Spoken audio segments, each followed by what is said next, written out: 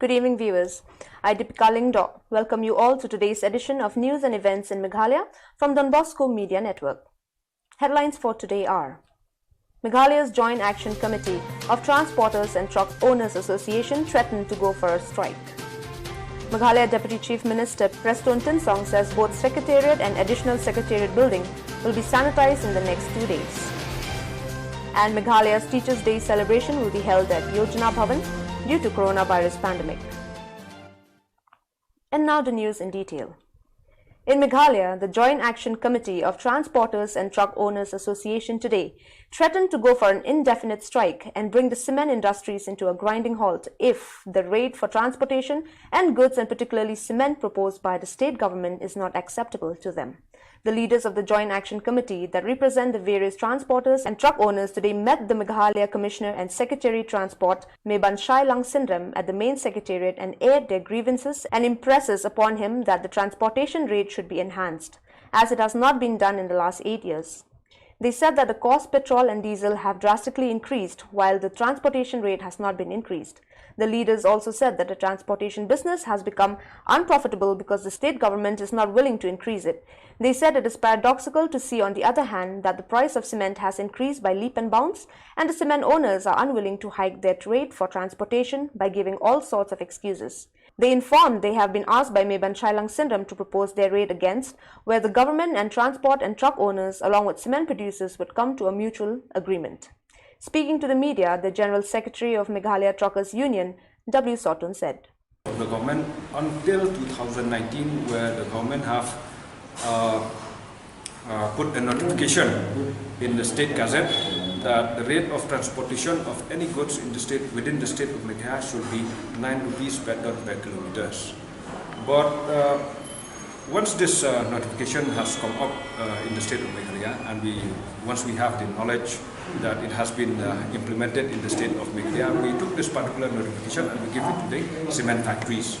And once after we have given this notification to the cement factories, we came to know that the cement factories has refused to implement this particular notification that has been ordered by the state government. So we have no other choice but to go for a strike. So we went for a strike for at least 2 weeks.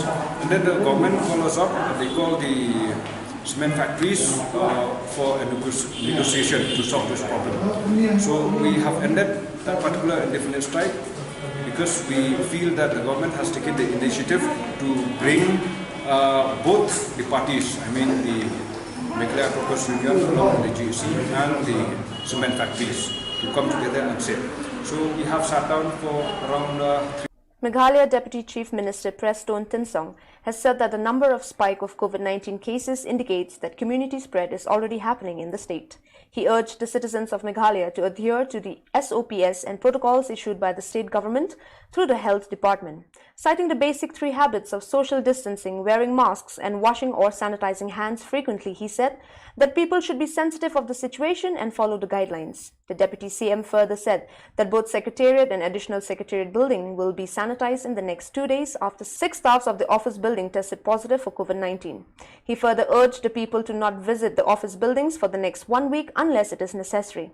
He added that the prize distribution program for teachers and students that was scheduled to be held at Yojana Bhavan next week will be held at State Convention Centre, Shillong. He further said that the state government will allow business activities along the national highways to open. A new set of SOPs and protocols will be issued by the health department on the matter. In Meghalaya, 108 new COVID-19 cases were detected today, taking the total active cases to 1,252. Meghalaya Health Minister A.L. Hek informed media that out of 108 new cases, 43 are from East Khasi Hills District, 27 from Ribhoi District, 6 from West Jaintia Hills District, 2 from North Garo Hills District, 1 from East Jaintia Hills District, 1 from Southwest Khasi Hills District. So far, the total number of recovered cases in Meghalaya stands at 1,468, including 75 recovered today and 14 deaths. Unlike in the previous years, the main function of Teachers' Day celebration 2020 will now be held at State Convention Centre in the main secretariat in Shillong. Over the years, the Teachers' Day celebration was held at Usosotham Auditorium, where a large number of teachers drawn from all districts of the state would come together to celebrate the day with jubilance. This time, the state government has informed that the venue for this purpose will be held at State Convention Centre due to coronavirus pandemic.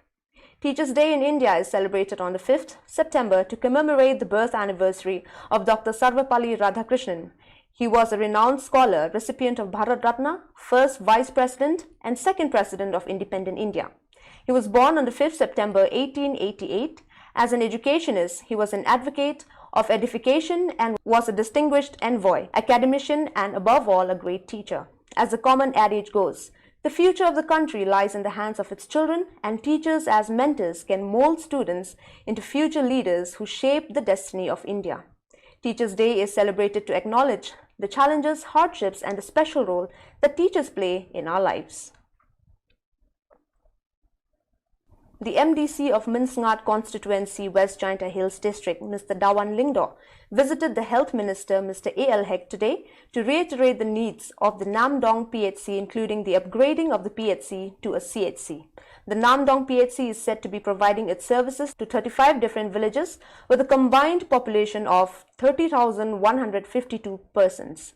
These villages are fully dependent on the PHC and have been facing many challenges, especially during times of sickness and pregnancy, since the PHC is unable to provide the required services. The only doctor available at the PHC is also required to attend to the administrative aspects of the PHC, hence he is available only 3 to 4 times a week. Even though this PHC has 5 nurses, they are unable to assist the locals in the area without a doctor to supervise the various treatments. There is a need to appoint more doctors, peons and drivers and to fill the post of LDA, which is currently lying vacant. To the list of requests were added the need to lay a new road to the PHC and the fulfillment of the requirements of the sub-centers such as the power supply, water supply, beds and an incinerator.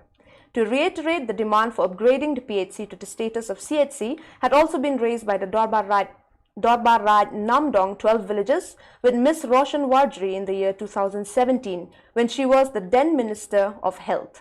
For now, the poor of the area are relying largely on the services of quacks to address their health issues. Meghalaya Minister in charge PHE Department, Samlin Malyang, today laid the foundation for the project provision of additional water supply from Riat Tanda Spring Source to Block 1, Block 2 and Block 3 of Lao Sotun at a program held at Basketball Ground Lao Sotun Block 6. The project, funded under the Rural Development Infrastructure Fund RIDF 25 at an estimated cost of Rs 3 crores and 30 lakhs, was conceptualized with the aim of relieving the water scarcity faced by the residents of Blocks 1, 2 and 3 of Lao Sotun, particularly during the lean season. During his speech at the program, Minister in charge PHE Department Samlin Malyang informed that tender for the project has been called and the project is expected to commence in the month of October this year. On the occasion, the minister commended the combined efforts of the village Dorbar, PHE officials and the local MLA and expressed optimism that the project would help alleviate the problem of water scarcity faced by the residents of the area. The District Magistrate, West Jaintia Hills District Joai, in an order issued has extended the night curfew in the district from 4th September 2020 until further orders from 9 p.m. to 5 a.m. every day.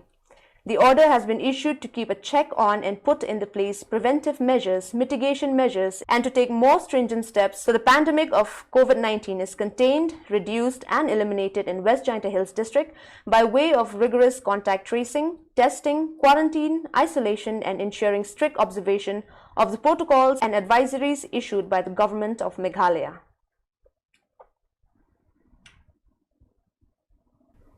Considering the impact of the pandemic of COVID-19 in the country and due to the strict protocols maintained by the government, citizens of the country face difficulties in their conducts of their day-to-day affairs, ranging from filing of FIR, tracking of their cases, registration of FIR, online fraud through Paytm, Google Pay, and other online payment.